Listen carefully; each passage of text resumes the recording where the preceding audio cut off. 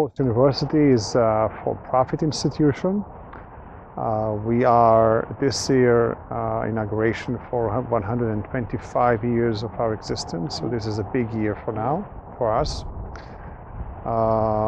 The business school is probably 40%, if not more than that, than the school. We mostly online, probably 90-95% of our students are online. We have a small boutique campus, roughly 800 students. Roughly half of them honor students, so that's how we want to keep it and grow even more into becoming really an exclusive type of small, highly engaged campus. Students can enroll in the class. Typically they do 2 classes at a time. We don't have a cohort structure. I would say that probably students that are taking a concentration, that are moving from one course to the other, most likely they'll see their peers and friends again and again and again over the concentration. But other than that, students are free to select any of the either electives or any of the other either core or required classes in their own sequence. We have some major guideline as to you need to go through first foundation maybe and then core classes and then move to higher level, but they are not forged into cohorts throughout the program. We thought that we owe better flexibility to our students. We have a very good management people and structure. Our CEO, Dr. Tom Sem, he is a measurement guy. He is an entrepreneur. He had a company name, I think ETS, which had to do with measurements. So he is very comfortable with measurement. He's very comfortable about the accountability. He's very comfortable with the idea of outcome driven. And likewise, the board behind him. He is one of the owners and he works on the board, and the board is really on that spot. The other side of the coin is the culture of openness and the culture of collaboration and culture of transparency. That came, from who we are, and also especially from our president, Dr. Don Moroz. He started within the MBA. He was the director of the MBA. Then he moved on to be the provost. Then he moved on to be the president. And his style, his experience comes from consultancy, and he knows how to operate and work with people collaboratively. And he instituted a really culture of transparency and culture of learning above everything. And a lot of the collaborative and I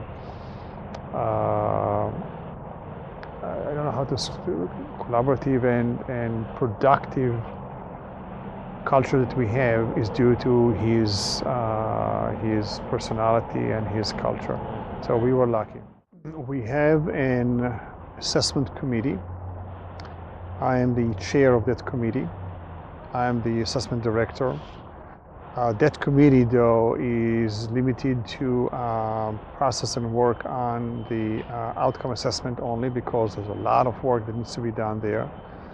This committee, by the way, is open to the entire faculty. So every meeting that I have, I do engage and involve and invite all faculty, and typically, 5 or 10% of the faculty attend every meeting of the assessment committee, and they show a lot of interest. I report directly to the president of the university, not the provost, so I have a lot of leverage leverage and independence, which is very important. All the other assessments that I've described are being done by me, the student, the peer review, and all that. I'm not doing that in person, but I basically manage the process for everybody to follow. We have academic affair meetings on a monthly basis that we discuss the assessment issues. We have ways to distribute information and knowledge, which is more important than information, to all faculty. We have a post-assessment system forum within Blackboard that houses all the assessment information that we have about post, from peers to peregrine to outcome assessment to student survey and everything. And the idea is to have an ongoing, evolving place where all the data and observations and results and closing the loop type of information reside. I don't want to start to prepare everything every 2 years or 5 years for accreditation. I prefer us to be ready every day, every time, with all the current information to date. That's one way that we have to share with everybody. We have recently launched also part of the issues, part of the commitment to our community is to have a transparency about what we do assessment-wise. We've launched post quality bulletin, quarterly bulletin, in which we discuss and we expose our status on assessment issues within Post University. So we have a good system to share it with our faculty and also a good system to share it with the interested public.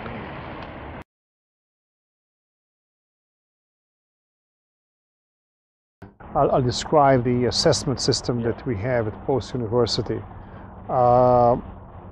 It's going to be easier for me to do that because we've just been reaccredited by NEASC, which are the regional accreditors, and also by ACBSP, which are our specialized business school accreditors. We look at the assessment system systematically. What do I mean by that? There are two kinds of assessments, broad brushed. Those which are done internally, and those meaning that we judge and measure ourselves against our own standards, and those which we call external, which we look at outside benchmarks and we compare ourselves to them. So this is one criteria. The other criteria is the frequency and the time pulse of the assessment. Some of them, like the KPI, we do it on an hourly and daily basis.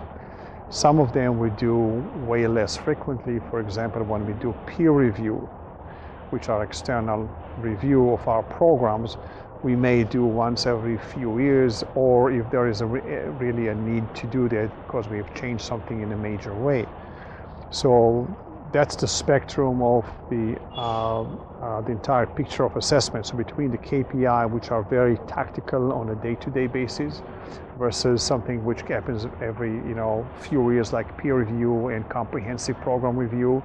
Typically, those both go together. We have a variety of tools. For example, on the internal tools, we have the outcome assessment that we do at the program level, a comprehensive outcome assessment for all programs at all schools. We have the peregrine competency test, which is for the business school, and then we have student survey that we do every module, every term with all the students. We have alumni surveys, which we do with all our alumni every year. We have advisory boards to all programs, which we are executing, which we are leveraging at least once a year, meeting with them, getting directions, getting feedback to our competitiveness, to our performance, and all of that. So all of that comprises a system that clocks at different speeds, from the KPI very tactically on a daily basis, and others more on longer perspective times. We're doing, I have to say that we've been doing the outcome assessment, which is the major internal assessment vehicle that we have. We've started that 3 years ago, and I can say that we're still at the beginning. Although we are moving really fast. I would say that as a for-profit institution, we're probably moving twice or 3 times faster than a traditional institution. A couple of reasons. One is our culture. Two, if you can clock things and have an opportunity to measure every 8 weeks, which is a module, you have way more opportunities and times to measure, assess, and correct, at least twice faster than a term, a semester clock, right?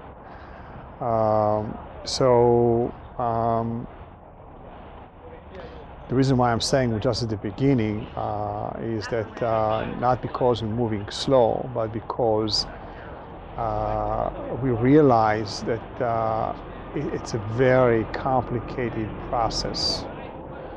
We are assessing all our programs. We are assessing most of our outcomes at this point of time, but it takes a long time to generate the data. It takes a long time to generate the data, and then we found that going beyond the data, now we face really a different challenge. It's one thing, putting the process in place and getting everybody to agree and collaborate and have a culture of assessment. Relatively speaking, that's easy to do. The hardest part is really to understand what to do with the information and with the observation once you get it. Say that you have a scale of 1 to 4 on a specific outcome, and you score 2.5 on a specific criteria within that outcome. What do? Ideally, the assessment rubric should have been very sharp. So if you get a low score on any of the criteria, you should immediately know where to go and what to change. Either something in your curriculum, something in your teaching practices, or something else. But we find out that it's not that easy. And we are very, very careful to act consciously and purposefully. Not to change for the sake of change, but make sure that when we change something, we actually expect to hit on the right issue. So identifying the actual cause of a trend that we see or a deficiency that we we suspect is really the challenge. I'll give you an example. We measured 2 or 3 outcomes that we found that in some criteria we are significantly below average, what I call low-hanging fruit to act on. And then we started to have discussions why. And that's not easy, because the why can be something is not provided properly within the curriculum, is not being repeated, it's not being understood. The teaching practices of the content, could be perfect content, but we're not teaching it properly. So go figure exactly the reason. That takes some time. That takes some doing. We also try not to jump the gun. We try to act on integrated data, meaning that if I have indication that something is not working, I'd rather have a few data points triangulating on the same issue.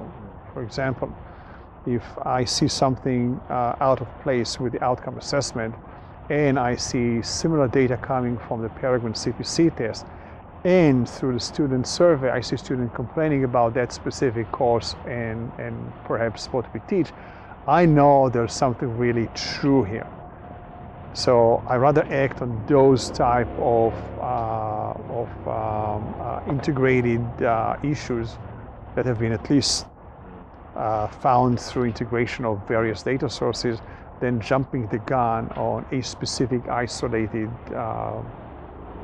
phenomena or observation.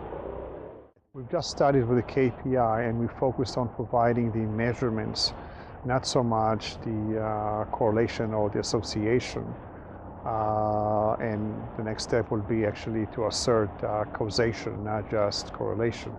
So we are right now at the beginning establishing the tool and making the tool useful to the faculty. The next step will be exactly as you say, using that as predictor and associate the performance in the class, the engagement, to actual better performance of the student towards the end of the class, meeting, satisfying the outcomes. We have other programs that looks at that, looking at outcome assessment, that looks at peregrine competency tests, looking at other ways to look what the students have achieved, the course and program level outcomes, but we have not yet tied it together to the KPI tool so far.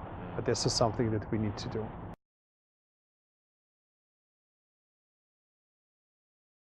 The paper was about applying KPIs, key performance indicators, for the purpose of looking at student and instructor engagement over discussion forums. Now, this is very important. The word engagement is a repeated, I guess, word and phrase. Everybody wants to engage students. Everybody understands that engagement leads to better performance in class and leads also to better financial performance of the institution. Question is how to get there. One can define engagement in very many different ways. And we are going two ways about that. One is through the KPI tool. We actually asked students to define for us what are the success factors for them. And number one on their list very consistently over the past few years was engagement over discussion forums with the instructor and peers. So that gave us an indication what type of KPI we want to develop first. So we developed two KPIs to look at the degree of engagement of students in the class over discussion forums, and students and instructor engagement over the discussion forums through looking at how many postings they make and what's the length of their posting, the average length. The advantage of doing it that way, you're not just looking at students and their engagement, but actually you look at the first and most important contact with the students, the instructor. So the relationship and the engagement culture between students and instructors is very important for us. The second KPI that I mentioned, looking at both the number of postings and also the length of the average posting for both students and instructor, gives us really a picture, a graphical picture about the nature of discussion. For example, if at the beginning of the week we see very few postings made by all of them, instructor and students, and then by the end of the week it blossoms up, meaning that you have more postings and you have more lengthier posting, then you know that this is a robust discussion. If on the other hand you see that by the end of the week, by the way, our online classes are modules, 8-week classes. Every week is considered a unit. So the student participation is asynchronous throughout the week, but between every week we change the topic and move on in the program of the course. We see different types of student and instructor discussions and engagements through discussion. One thing was clear to us from the beginning, that there's more than one type of discussion. There's more than one kind of engagement over discussion. For example, if you are an accountant and you're teaching an accounting course, the nature of that discussion will be probably very different than a discussion over a marketing class. Okay, there's more, the nature will be quite different. So we didn't want to be dictatorial in what kind of discussion we actually mandate everybody to have, but rather to provide information back to the instructors and to the faculty who manage the instructors as to, in reality, what is the nature of the discussion they have. Because, you know, what you don't measure is just a wishful thinking. So you need to measure what you aspire to achieve, because otherwise you're not going to have a chance to validate that you are there and or to improve on what you're doing. So we see different types of discussion cultures, I would say. In some courses, the discussion are being used as mostly as an assignment. So you see huge postings on both sides, the instructor and the students, but very few of them. I would argue that that's probably not the best usage of discussion, because discussion is supposed to be engagement with students. But again, we're not in the business of being dictatorial with our faculty as to what to do in their classes. We are in the business of providing them feedback as to what is happening in the classes for them to have an opportunity to improve upon. So that's our KPIs so far.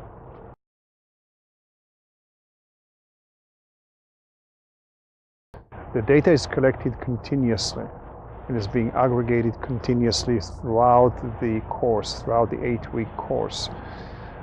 If you want to look at let's say that you are in week 2 and you want to look by Wednesday to see how many students have engaged. So you log in and you look on Wednesday. We have a kind of a rule that we expect all our students to engage on discussions at least once by Wednesday, and not wait till the end of the week and become weekend warriors and dump everything that they're supposed to do the last day.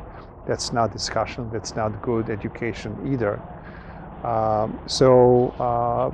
If I want to look at the end, for example, on Sunday to see how the class concluded, I can look at that and compare it to, for example, how the same class behaved a week ago or 2 weeks ago.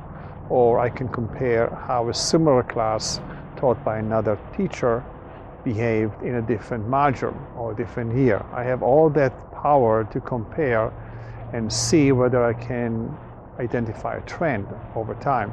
If I can identify not just a trend, but if a behavior in a given week by a given instructor is very different than what I'm accustomed to see, then I know I have an outlier, something to talk about. Again, we are not in the business of dictating how it should look like, but rather provide information for everybody to react on.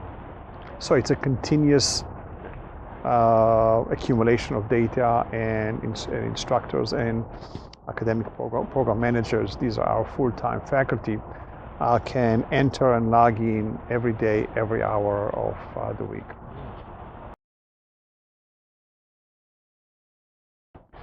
That's an interesting question. Right now, we have the data on a course-by-course basis. We are thinking about doing exactly as you say, aggregate at least by, let's say that a course has multiple sections. We'd like to aggregate to have a bigger picture. We do that in a different assessment tool, student survey. We do that over there. We don't do it yet with the KPI because, again, remember, the ultimate purpose was to help faculty manage their instructors and make sure that students receive the best education they can. But aggregation over bigger structures like the course, the program, the school are something that we are looking at to do. Good question.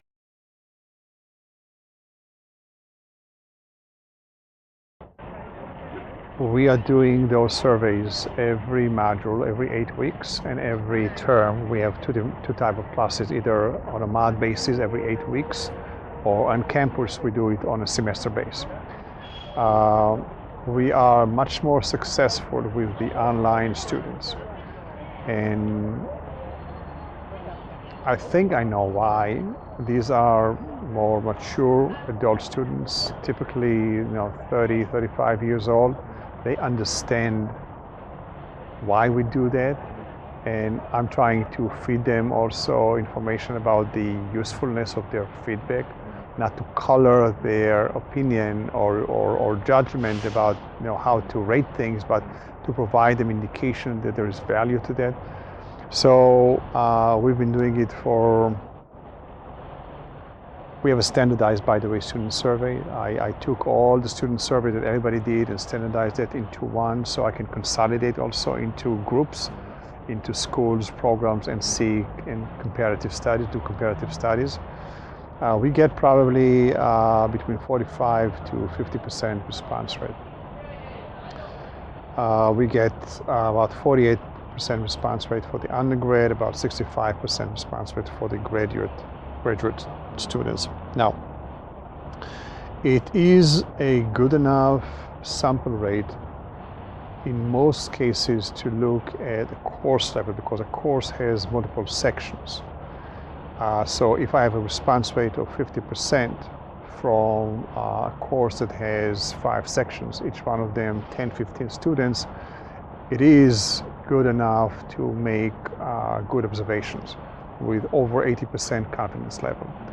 If on the other hand, the 50% response rate comes only from one course section in isolation, then it's just an indicator.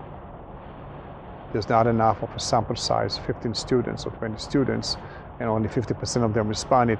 It's a strong indication, but may not be yet an impetus to act on. But we're lucky that most courses have multiple sections. So if you aggregate over the sections, then the 50% response rate is more than adequate.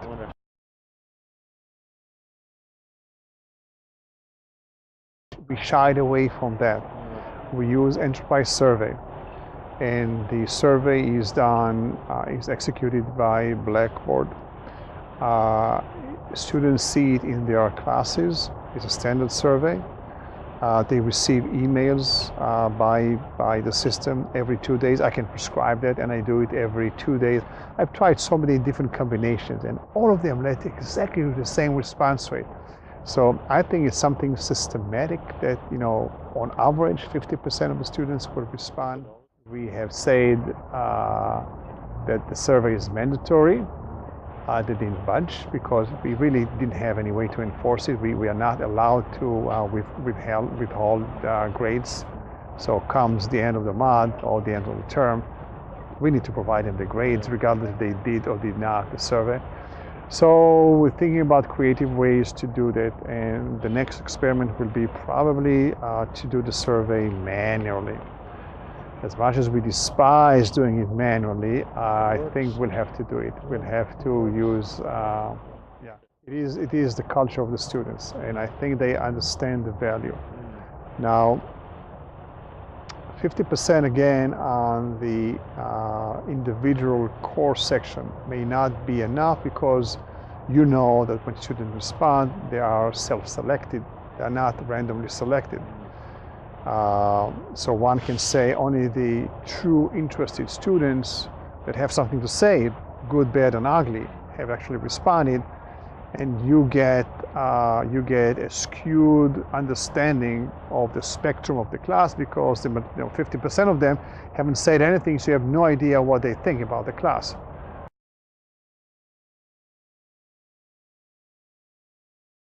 But we are using the same structure, the same outcomes. And these are difficult questions to address, and we will have to address them once we qualify the observation as true and correct and not just an anecdotic. Then we'll have to think, do we have two different populations, and they should be expected to operate differently and perform differently? Or we say, no, our job as educators is, regardless of the starting position, both should end up with the same level of performance. But then you should ask, is it really fair to expect a 20, 22 years old to behave with the same maturity level and display the same accomplishment level as 35 years old? I don't know. There are two ways to look at that. Let's start that way. One, you can recognize a priori that our online students, mature, 35 years old, should and would perform on any given outcome at a better level than, 18 to 20 years old kid who hasn't been in the marketplace, hasn't been working a day in their life, and all of that. And then you say, well, my job as an educator is to make sure that both of them will reach the same level of accomplishment at the end. Question is it really feasible? Because we have just tentative data about that, and I don't think that the on-ground population perform to the same level as the online. I don't think so. It's not yet substantiated. It has been a learning process for us and me. When we started with that a couple of years ago, we were lucky to go about doing it the right way, and I'll explain what's the right way. There's more than one way to do that. We've been preparing for that for years, developing course outcomes, developing competencies, developing this and that, and rubrics. And it was done across the board for all programs, all schools, kind of, everybody marching in the same front. And then we decided that it's time to punch a line, to punch a hole, and really go through with a pilot study and use a couple of programs to actually execute some of the outcomes and learn from the process. And we were lucky to do that, because what we have learned, we would never envision. I mean, you can have faculty conversation discussions for days and months, and you will never perceive everything that may happen. Just by trying it sometimes with a couple of programs, you can learn much more than, endless deliberation. So we did that. And it taught us a couple of things about how to structure the outcomes, how to structure the rubrics, how to engage the associate faculty to help us with the assessment, how to manage the process and not overwhelm and overtask everybody. There's a lot of learning that we've done through that pilot. Today, we have studied the assessment with all programs, all outcomes, and our model basically is we are relying on our associate faculty to do assessment for us, to do program level student learning outcomes. And we have decided, that was part of the pilot, we have decided to start very simple. You can measure the outcome at various points. You can measure intermediately, in the middle, at the end. You can do a lot of fancy stuff. We said no, we're going to do it only at the end, at the exit point. We'll practice that. We're going to generate data. We'll generate some trends, and over time, we're going to start to dial back and do some of the assessments in the middle of the program, so we'll have some time to correct things, not just learn post-mortemly. So right now we do at exit, we do 3 kinds of outcomes.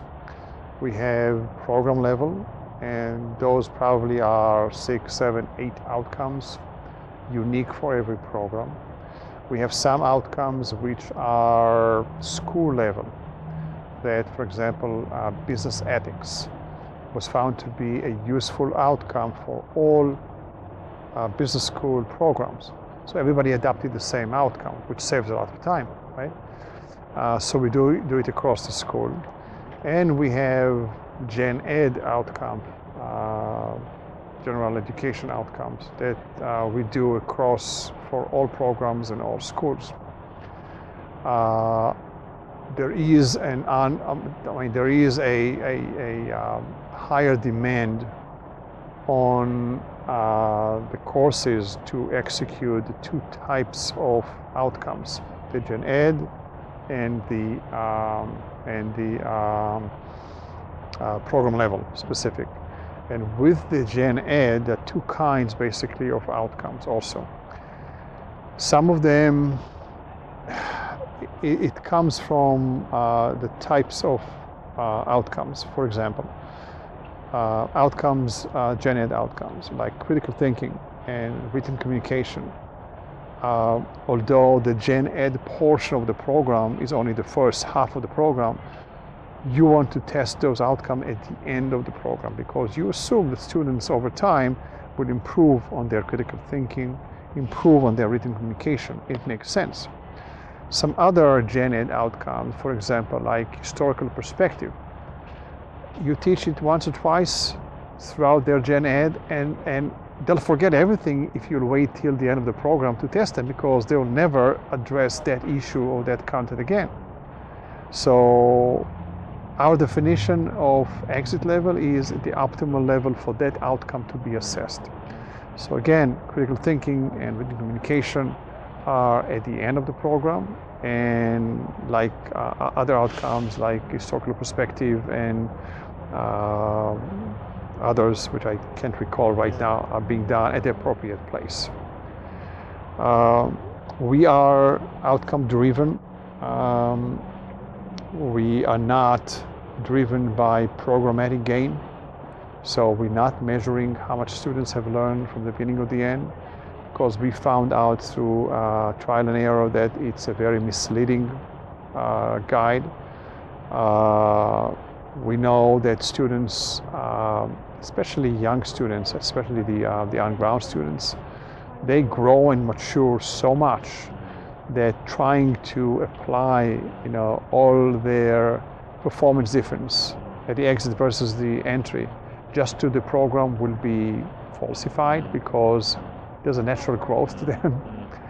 And we are focused on outcome as an outcome.